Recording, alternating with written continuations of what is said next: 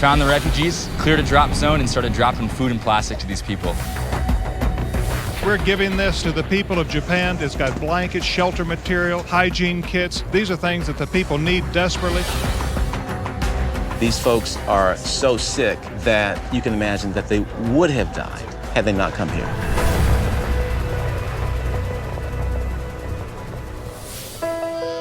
I can't think of any illness that is as devastating as cholera.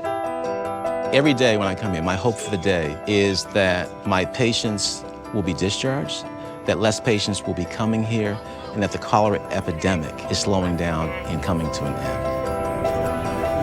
They're trying to get an IV in this gentleman who came in with severe diarrhea, cholera. When you lose that much fluid, you're losing lots of body weight. And so we replete them with fluids like this, and they quickly turn around. It's really miraculous. If you can go through 20 of these bags in a day in one patient, with 50 patients, that I believe is 1,000 bags a day. In major hospitals throughout the United States, we don't go through that many bags in a day. Bonjour, comment ça va? There's no question, I know, that as a team, as part of Samaritan's Purse, that we have made a difference. And there is no question about that.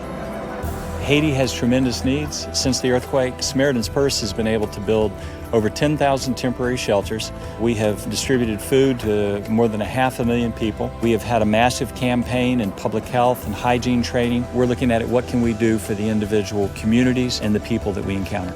Samaritan's Purse ki te ban nou kay sa. Nou bati nou mette carbone pou nou nan kay lan. Apre sa nou bati ti tonel sa pou nou fè manger an dan. M'di yo merci beaucoup en pile parce que yo fè gros travail pour nous. We've been using the Samaritan's Purse DC-3 for food distribution to the refugee camp in North South Sudan. We do about 3.5 tons of rotation or a load. We do about 6 to 7 loads a day. We do about 3 days worth in a week. Samaritan's Purse DC-3 is very vital to the survival of about 20,000 refugees at this particular camp. The government of Sudan started bombing their own people, civilians, farmers. Those people started walking here to Yida. It's a 12-day journey for most. Came in after that, started bringing in nutritional supplements for the malnourished kids, brought in medicine, and expanded the capacity of the existing water source. So they come basically with nothing. They're dirty, they've got malaria, they've got pneumonias, they've got malnutrition, they've got a lot of issues going on. These children are refugees who arrived at this camp. On their way to this camp, a bomb fell and their mother, who happened to be pregnant, died. The children also sustained injuries from the shrapnels from the bomb. This little girl had some injuries on her knees and legs. They've been treated and they are stable. It's quite a blessing to be a part of that transformation and use our resources, to use our therapeutic food and our medicines to bring them back to health. We've had kids in the stabilization center who are just skin and bones, and now I'm playing with them. They're fat, plumpy babies. We know that we're providing hope to the refugees in this camp. You can see it in their eyes. They know that Samaritan's Purse has been a friend through thick and thin, in times of war and in times of peace. And Samaritan's Purse is going to continue to stand with them in their time of need. We're out here this morning in Post-tsunami, Japan. We're loading up the truck to do some construction work this morning. And we bring all the materials in here and we get them unloaded and get them situated in the rooms where we want them. And then we got our plan set out and we just start right to work. We want to get a base down first, get the floor in, and then we'll start putting the fiberglass insulation in the walls and in the ceiling if it's needed. And then we'll go on with the drywall. Samaritan's Purse responded just days after the tsunami by providing emergency relief items to the local church. We've served over 15,000 households through relief items. We are currently also running our construction program. To date, we've done almost 300 houses. We've been partnering with churches. We've developed relationships with community leaders, homeowners, contractors, people all up and down the affected coast.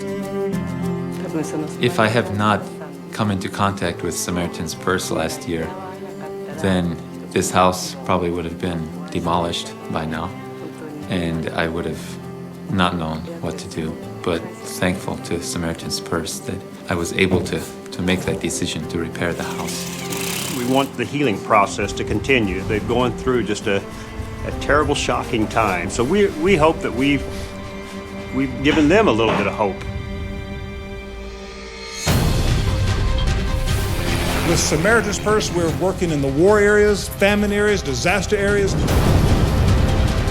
Samaritan's Purse is ready to respond quickly, efficiently, and effectively around the world. They have rescued the lives of hundreds of people who are to die. We've got doctors, we've got nurses, they have stayed here day after day.